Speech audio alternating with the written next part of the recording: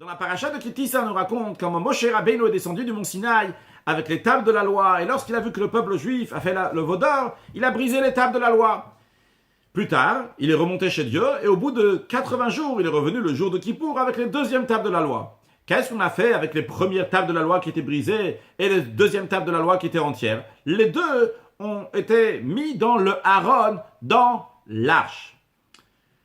Lorsque Mashiach va venir, à nouveau, on va voir l'arche et il y aura aussi les tables de la loi. Mais, est-ce qu'on aura les tables de la loi brisées, les tables de la loi entières, ou bien les deux tables de la loi, c'est-à-dire les deux premières tables et les deux deuxièmes tables, vont être en entier?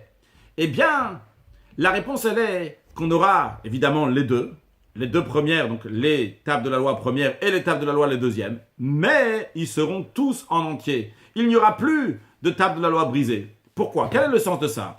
Eh bien, les premières tables de la loi représentent un travail des tzadikim, des pieux, des gens qui ont toujours servi Dieu comme il fallait.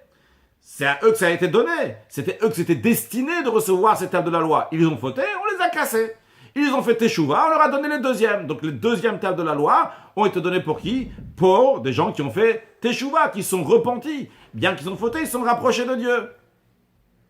Lorsque Mashiach va venir, une des particularités du Mashiach, c'est qu'il va faire teshuva, même aux tzadikim, que même les pieux aussi vont avoir cette qualité de se repentir, non pas dans le sens de se repentir sur des transgressions, mais dans le sens de teshuva, qui veut dire de se rapprocher encore plus de Dieu. Eux aussi vont réaliser qu'ils sont encore très loin, qu'ils peuvent se rapprocher encore plus de Dieu.